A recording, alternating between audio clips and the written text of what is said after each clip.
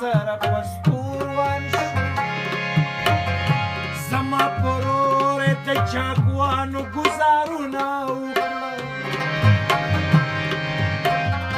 زما رور مړ شو فیصله په دې خبره وشوه چې یا به تا وژنو یا به رانه خوره کوي هغه پښتنو پښتو یې داسې وپالله چې په جرګه کې یې په یار دغه خبره وکړه ماته څه مه وایې خور جانه مې رضا ده په دې چې د لالا دپاره هر غم ته تیار یمه ما پکې دوه نوړې یا درې نوړې اخیستې وې چې ګوتې مې پاکې کړې او خپې مې کډه کوزې کړې د دغې هرې سنه زما د ویښ ضمیر غوږو ته یو جړول کیشان اواز راوتل دا یې ویل خانو ملا له زیرې ورکې څوک مې بابا له زیرې ورکې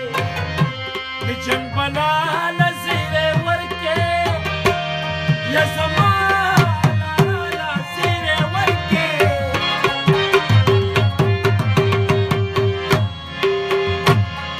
خو په سپو میین او زه د خورې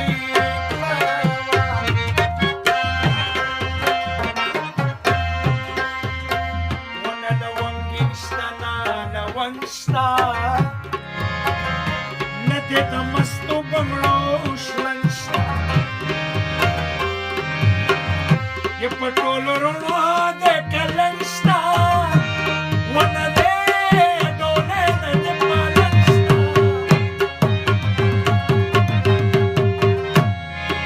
ونه دې چنغول د قبر بیا واپس راځي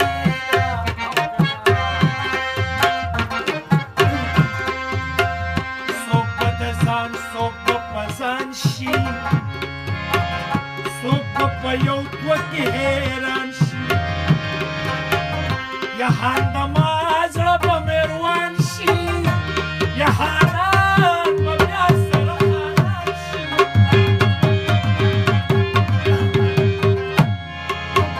به پکې دوی شي د رامبېل جامبېل ګلونه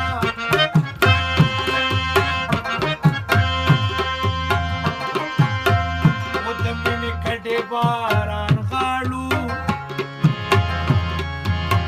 که دا ځل لاړو نو بس لاړو اوس به دوا یو بل له غواړو یا سبا به دا وخت دواړه جاړو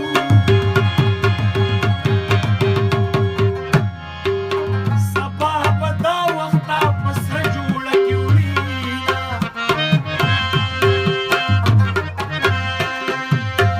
ولا چې لونګه خوښ مې نه شوې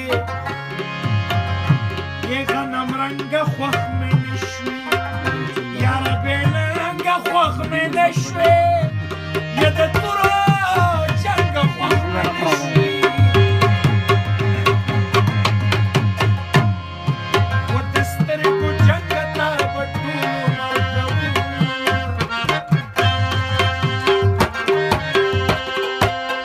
ژوند څه د ماتو بنګړو وار دی ویر مو په حال باندې پکار دی خوار پکې خان خان پکې خوار دی یا چې زامرو دی پیداوار دی مونږ په هغې وطن کې لوګي تېروونه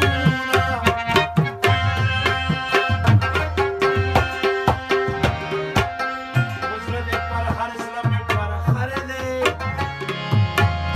د مینې لاس دې په ما پر دی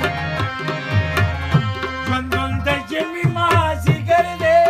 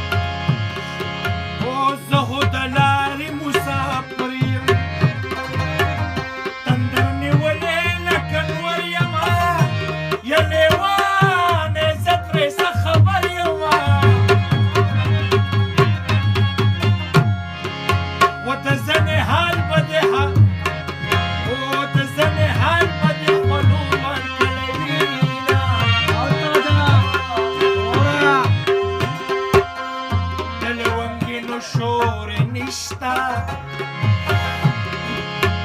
د حسن هغه زور نشتا په دې دنیا یې